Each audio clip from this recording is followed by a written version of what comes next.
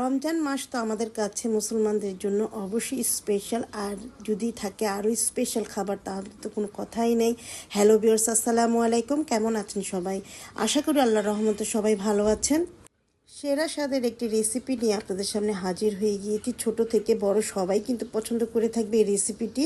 তো চলে যাচ্ছি মূল রেসিপিতে। প্রথমে এখানে একটি দেশি মুরগি নিয়ে নিয়েছি, ছোট করে পিস করে নিয়ে নিয়েছি। আর আপনি আপনার পছন্দ অনুযায়ী কিন্তু নিতে পারেন। তো ছোট ছোট পিস করে নেওয়ার পরে ভালো করে ধুয়ে পরিষ্কার করে নিয়েছি। এরপরে দিয়ে দিচ্ছি আস্ত মশলা, দারচিনি, এলাচ। এরপরে দিয়ে দিচ্ছি জিরা গুঁড়া হাফ চা চামচের মতো, 1 টেবিল চামচ পরিমাণের মতো আদা পেস্ট, 1 টেবিল চামচ পরিমাণের মতো রসুনের পেস্ট, লবণ দিয়ে দিচ্ছি স্বাদ অনুযায়ী, গোলমরিচের গুঁড়া দিয়ে দিচ্ছি 1 চা চামচের মতো, দিয়ে দিচ্ছি রেগুলার তেল, আমি সরষের তেল ইউজ করছি। আর পেঁয়াজটা একটু বেশি পরিমাণে দিতে হবে।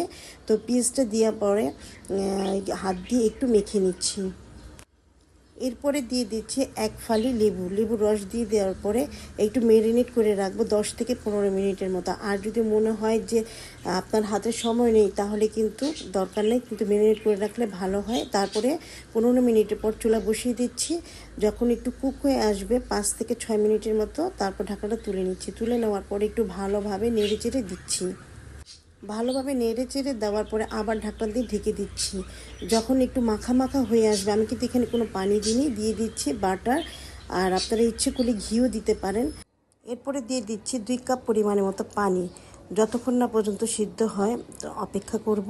ঢাকনা দিয়ে ঢেকে দিচ্ছি। আর যেহেতু দেশি মুরগি একটু বুঝে শুনে পানি দিতে হবে। আর এখানে একটু রসুনের পেস্ট দিয়ে দিচ্ছি। আমার এটা বরফ করা ছিল, প্রথমে অবস্থা একটু কম হয়ে গিয়েছিল, সেই জন্য আর কি দিয়ে দিচ্ছি।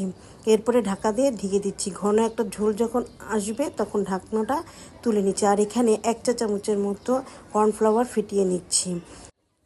এরপরে দিয়ে দিচ্ছি কিছুটা পরিমাণের মতো কাঁচামরিচটা দিয়ে দেওয়ার পরে কর্নফ্লাওয়ার আস্তে আস্তে করে দিয়ে দেবে, একবারে ধপাস করে ছেড়ে দিব না। আপনি ইফতারের টেবিলে কিন্তু এই খাবারটি রাখতে পারেন। সামনে ঈদ উপলক্ষে কিন্তু এই আয়োজনটি করতে পারেন। আর আপনি ইচ্ছে করলে এখানে কর্নফ্লাওয়ারের জায়গায় কিন্তু দুধও দিতে পারেন। আমি দুধ দিইনি, আমি কর্নফ্লাওয়ার দিয়ে নিয়েছি। খুব সুন্দর একটা কালার এসেছে, আর খেতেও কিন্তু দারুণ হয়েছে। অবশ্যই ট্রাই করে দেখবেন। সবাইকে জানাচ্ছি আমার পক্ষ থেকে রমজানুল মুবারক।